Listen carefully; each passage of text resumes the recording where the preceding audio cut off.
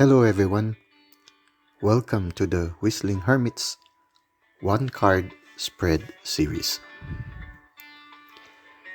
This video series is primarily intended for learning how to read the tarot.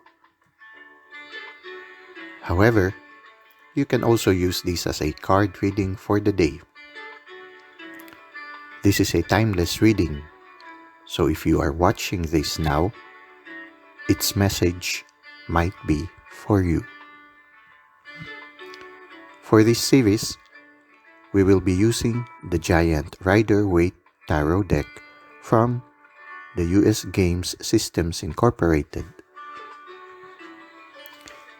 We will also be using the booklet of the Tarot of A.E. Waite from AGM Urania.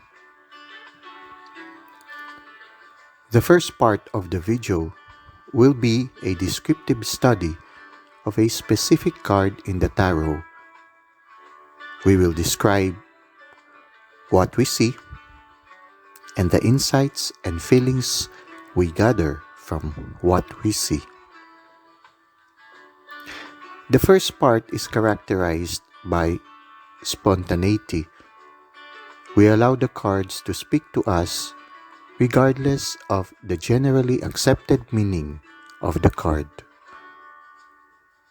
By doing this, we hope to increase our intuitive capacity for reading the tarot cards.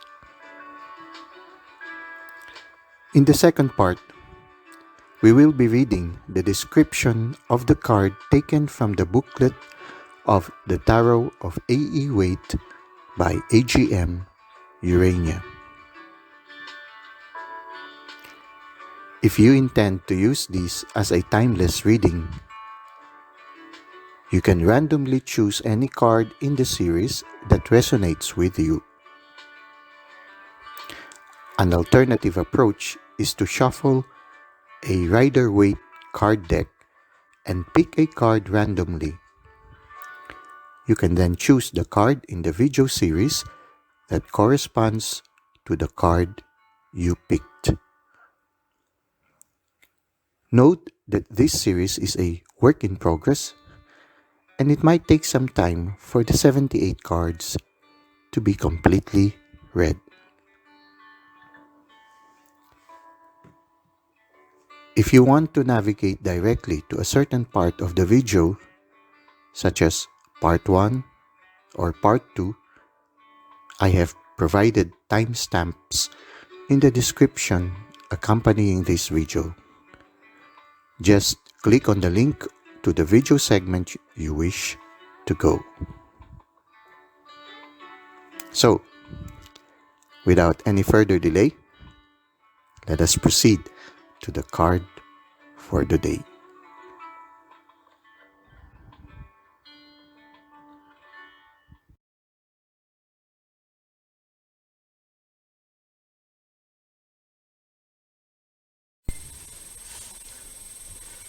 Welcome to part 1 of our one card spread series, and our card for today is the 5 of Wands. What I see here is a group of 5 people performing some form of it's like an intricate dance. No? It's like a sort of a war dance wherein the weapon that they use is large wands. You see, it's very difficult to hold them. No? Very difficult to hold them and very difficult to wield them. So if you use this kind of instruments, no, it will really develop your physical prowess, and they seem to be very intent. So it can be a war dance, a dance that they usually perform, but the performance of the dance is sort of like a training also for developing the ability in the martial arts that they can use in the future if there's a need to use it. It's also possible that instead of being a war dance, it can be also some form of a martial arts training. You see them very, very intent in performing it, but at the same time, there doesn't seem to be any intention of hurting each other. So it's as if these people are really undergoing training and they're very intent about it, but without an intention of hurting each other. It seems that they are people of the same tribe, learning, working together, studying, you know, and a little bit far from that possibility is it could be also a group of very enthusiastic people who are sort of celebrating a little because they're going to start a construction of something, or they're going to plant these ones into another place that there's a there. But it seems like a very far possibility, because when you look at it, they seem to be intent of, this one is intent of attacking this one, and this one is intent of defending himself. This one is intent of attacking, and this one is defending. This one is about to attack also, or defend himself. So it's more of, I feel it's more of a martial arts training, and they are students. It's quite related to the Major Arcana, related to number 5, the suits of number 5, which is the Hierophant. Here, the Hierophant has 2 students who are also learning how to become masters of the religious way of living. And so the relationship here is that both these 2 and these 5 people are under training. So it's as if this kind of training that these people are undergoing, no, requires a lot of attention. So it's possible also that whoever is reading this card, no, might be in a situation right now that he is so preoccupied that his attention and his concentration is being utilized by the activities that he's undergoing. And whatever activity he's undergoing right now, I feel it is a preparation for something more in the future. Now, before this one, we had the 4 of Wands, no? And before the 4 of Wands, we had the 3 of Wands. The 3 of Wands. And the 3 of Wands is related to the 2 of Wands, no? When you look at, we recall the story, no? This person, he left a well-developed, his city, which is well-developed already, carrying only 1 wand, and then in the 3 of Wands, he already was able to establish the one wand that he brought with him grew into 3 wands, and he is already able to develop, no? When I was, the first time when I was reading it, because the background is yellow, I presumed it is a wasteland, and I feel maybe that is really a wasteland. But in some interpretations, I mean the official interpretation shows this as a sea, and these are ships. Anyway, whether this is a wasteland or this is a ship, no, or a sea, no, the important thing here is that this person already started something new in a different land, and he is already developing it. On the 4 of Wands here, we see that he had already succeeded. He was able to create already a village. No, there are a lot of other houses. There's this big castle, maybe where he lives, and people are celebrating, and they are already stable as a community.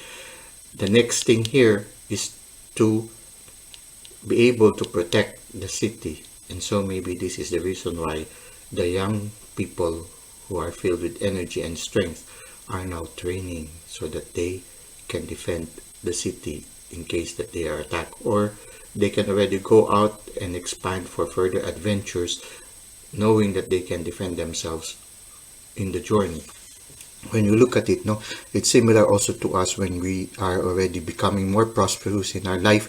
It is important for us to develop some kind of boundaries, no, some kind of boundaries. The Hierophant has a certain boundary, no, his clothing or his habit and the habits of this one is sort of like a boundary.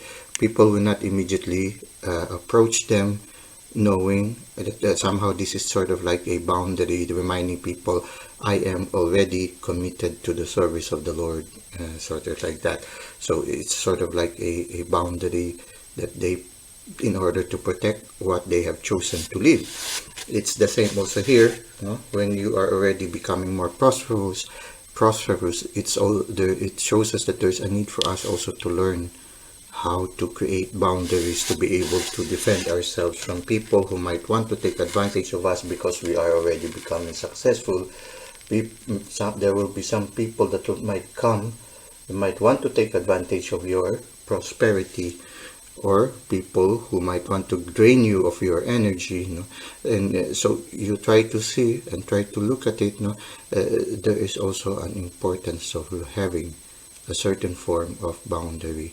So these people are undergoing the training in order to protect the city. At the same time, when they go out, they will be able to protect themselves. But at the same time, now when you look at it, in the process of learning, it is just but natural that they might inadvertently hurt each other. But the important thing here is that they are interacting with each other with a higher form of energy. They know that they are not each other's foe, that they are brothers at arms. They are one with each other. There's a certain bond among each other. So when they accidentally hurt each other, or someone might lose their head a little and they would accidentally hurt each other, it will not be it will not cause separation. It will not be a hindrance to their bond as brothers, because they are entering. They know that they have a higher purpose. The purpose is not to hurt each other, but in order to learn, so that they will be able to be each other's buddy, and that they will be able to protect each other in the future. So they had to work together to develop it. But it's also natural that in the process of learning, they might hurt each other. And this is also very important in an energy. If you are at this present time working with a group, it is just but natural that every once in a while, in the process of working together, especially when the work is very demanding, it's but natural that sometimes you might lose your patience. You might end up hurting each other by saying words that could have hurt each other. But with the awareness that it's just but normal, then it is easy for you to reconcile, easy for you to rebuild each other's band again. Excuse me. So suddenly I had something struck in, and also it's a matter. So it's related also to communication. Something got lodged in my throat, and so it's just but natural. So it's like when you are about just beginning, when you are just about to learn how to dance. If both you and your partner are still uh, not yet good dancers, you're just in the first chance of learning, in the first stage of learning how to dance. It is but natural that you and your partner might every once in a while step on each other's toes. But sooner or later, as you learn to develop the skills, you are able to do very complicated steps without stepping on each other's toes. It's the same here. When you are starting as a group, if you are working right now in a team, it is just but normal that you might end up hurting each other. But knowing that it is not intended, it's just part of the working process or learning process, then you are easily able to reconcile. It's the same also for two people who are starting their life together. They are still learning how to live together. It is but normal that every once in a while they will hurt each other, but not with the intention of really hurting each other. It's just in the process of learning that you accidentally bump into each other or hurt each other. But knowing that your intention is to be one with each other, it is easy for you to forgive and to forget. So maybe this is what we can reflect on this card for today. And I hope that for those who are reading this in order to get some insight, I hope that some of the sharings have resonated with you. And for those who are learning more about the tarot, I hope that this has been a good opportunity to exercise your intuition. Now we go to part 2 of the Five of Wands.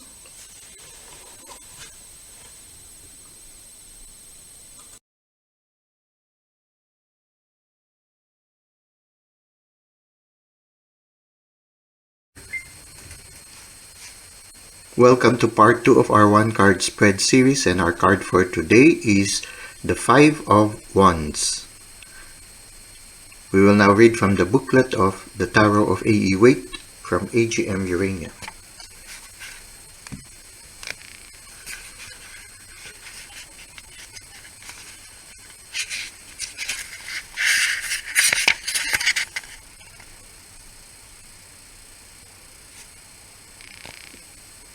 Five of Wands. Divinatory meanings, warning, advice, and action.